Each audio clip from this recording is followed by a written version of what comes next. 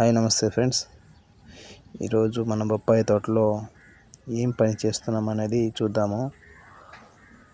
Last వీడియోలో ఎర్రనల్లికి పురుగుకి అయితే స్ప్రే చేసాము కదండి. దాని తర్వాత మళ్ళీ వర్షం పడింది. దాని తర్వాత మళ్ళీ మనకు ఎర్రనల్లి లేదు కానీ పురుగు ఈ త్రిప్స్ అనేది అటాక్ అయ్యాయి. పూతని డ్యామేజ్ చేస్తున్నాయి ఇవి. దానికోసం అనేసి మనము ఈ త్రిప్స్ కోసము 40-40 అనే ప్రోడక్ట్, ఇది పిప్రోనిల్ 40%, ఇమిడాక్లోప్రిడ్ 40% ఉండేది. మనం ఈ త్రిప్స్ కోసం అయితే స్ప్రే చేస్తున్నాము. చూడండి ఏ విధంగా ఉంది అనేది. మన పూత ఇప్పుడు పూత అంతా మగ్గిపోతూ ఉన్నట్టు, కుళ్ళిపోతూ అలా ఉంది.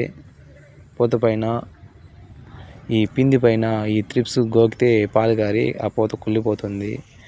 ఇంకా వచ్చేసి ఈ పురుగు వచ్చేసి మన ఆ కాయని గోకి లోపల ఉండేదంతా తింటూ అలా ఉంటుంది పురుగు.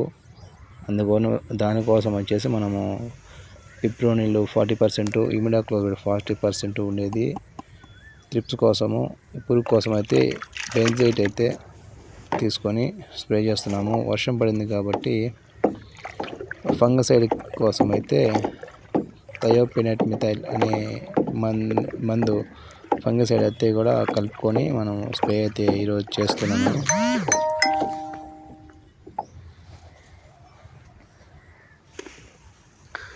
ఈ విధంగా ఒకదాని తర్వాత ఒకటి మిక్స్ చేసుకుంటూ కలుపుకొని బాగా ఫస్ట్ ఇందులో గమ్ వేసుకున్నానండి.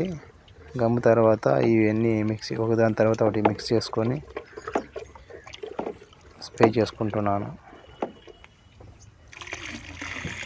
ఇది వచ్చేసి బెంజైట్ అండి. ఇది సపరేట్గా మిక్స్ చేసుకున్నాను. వేరే బౌల్లో తీసుకొని మిక్స్ చేసి పెట్టుకున్నాను. ఎందుకంటే అది చిన్న చిన్న గ్రాన్యూల్స్ రూపంలో ఉంటుంది కాబట్టి పక్కన మిక్స్ చేసి పెట్టుకున్నాను. ఈ చెట్టుకి అయితే బాగా ఉన్నాయి కాయలు. అయితే ఈ చెట్టుకి చూడండి అంతగా లేవు.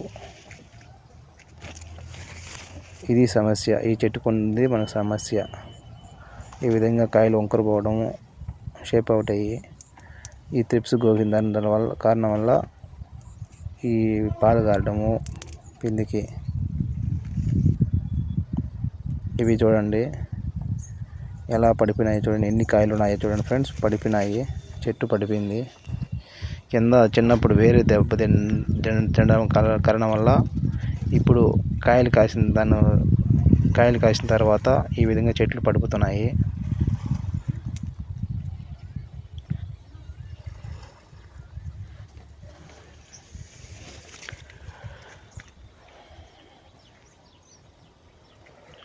ఎవరికైనా ఈ సమస్య ఉంటే ఈ త్రిప్స్ గోకుతూ పిండి గోకుతూ పాలు గారుతూ ఉంటే ఈ 40-40 అయితే స్ప్రే చేసుకోవచ్చు. పురుగు ఉంటే బెంజైట్ని అయితే వేసుకొని స్ప్రే చేసుకోవచ్చు. నేనైతే ఈ విధంగా స్ప్రే చేస్తున్నాను. పెట్రోల్ పంప్తో స్ప్రే చేస్తున్నాను. పెట్రోల్ పంప్తో స్ప్రే చేసుకునేందుకు చాలా జాగ్రత్తగా స్లోగా ప్రెజర్ ఎక్కువ పెట్టుకోకుండా స్ప్రే చేసుకోవాలి. ఎందుకంటే ఆ ప్రెజర్ ఎక్కువ పిండి పైన పడితే కొంచెం డ్యామేజ్ అయ్యే అవకాశం ఉంటుంది. కాబట్టి మనము స్లోగా పెట్టుకొని స్ప్రే చేసుకోవాలి.